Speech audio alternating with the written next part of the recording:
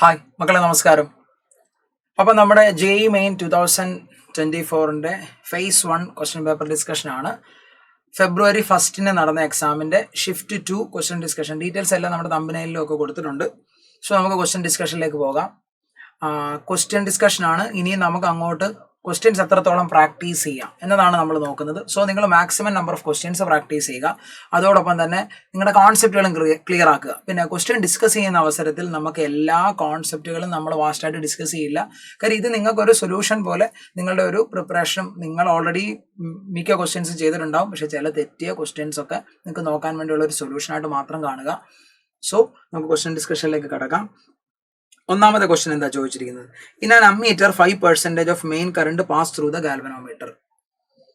In an ammeter, അതായത് galvanometer അല്ല, ഗാൽവനോമീറ്ററിനെ ammeter ആക്കിയിരിക്കുകയാണ്. Yes. അപ്പൊ നമുക്ക് നോക്കാം. അമ്മീറ്ററിന്റെ കോൺസെപ്റ്റ് നമുക്കറിയാം. എന്താ?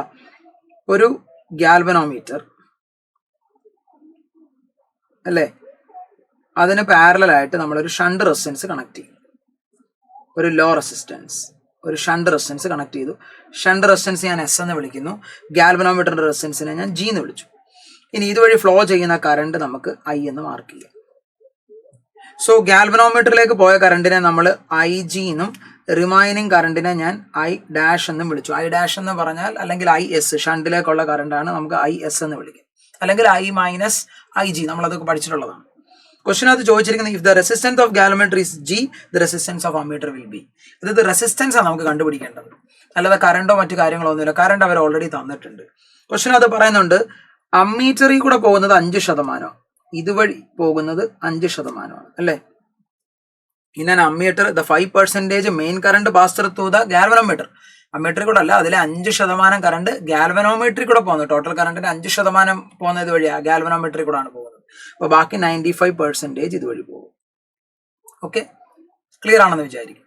സോ നിങ്ങളൊന്ന് ആലോചിച്ച് നോക്കിയേ, ഇതുവഴി പാസ് ചെയ്യുന്ന കറണ്ട് എത്ര ആയിരിക്കും? 5% എന്ന് പറയുമ്പോൾ ടോട്ടൽ കറണ്ടിന്റെ 5%. ടോട്ടൽ കറണ്ടിന്റെ 5% എന്ന് പറഞ്ഞാൽ 5/100 of I.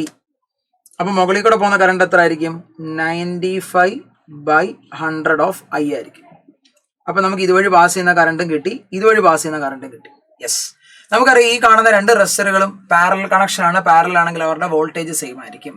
Potential drop across each resistor same ആയിരിക്കും. പാരലൽ ആണെങ്കിൽ, അപ്പോൾ പാരലൽ ആണെങ്കിൽ നമുക്ക് എന്ത് ഇക്വേറ്റ് ചെയ്യാലോ? പൊട്ടൻഷ്യലിനെ ഇക്വേറ്റ് ചെയ്യാം.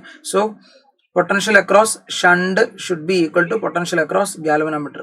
V കാണാൻ IR. അപ്പൊ ഷണ്ടിൽ കൂടെയുള്ള കറണ്ട് എത്രയാണ്?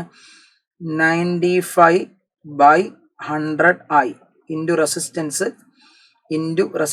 ഷണ്ട് റെസിസ്റ്റൻസ് S ആണ്. It should be equal to 5/100 I. അവന്റെ റെസിസ്റ്റൻസ്, ഗാൽവനോമീറ്റർ റെസിസ്റ്റൻസ് G ആണ്.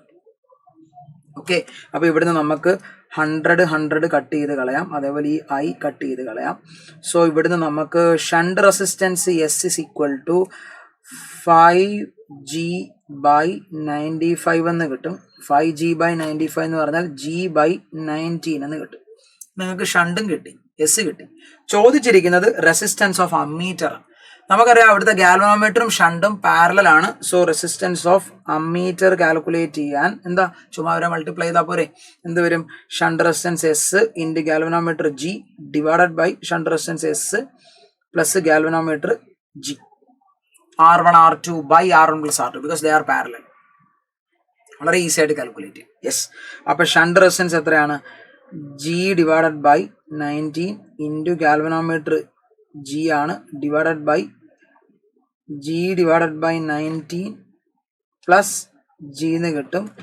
So G square divided by 19 divided by 20G divided by 19 എന്ന് കിട്ടും.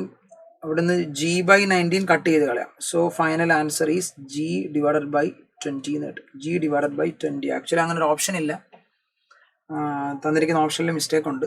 Final answer G divided by 20 ആണ്. No issue. ഓപ്ഷൻ ഇല്ലെങ്കിൽ അത് question cancel ആകും, അത്രേ ഉള്ളൂ. അപ്പോൾ ഈ ക്വസ്റ്റ്യൻ നിങ്ങൾക്ക് ക്ലിയർ ആയെന്ന് വിചാരിക്കുന്നു. ഞാൻ ഓരോ വീഡിയോസും ഓരോ ക്വസ്റ്റ്യൻസും ഓരോ വീഡിയോ ആയിട്ടാണ് റെക്കോർഡ് ചെയ്യുന്നത്. അടുത്ത ക്വസ്റ്റ്യനായിട്ട് അടുത്ത വീഡിയോയിൽ കാണാം. Thank you so much.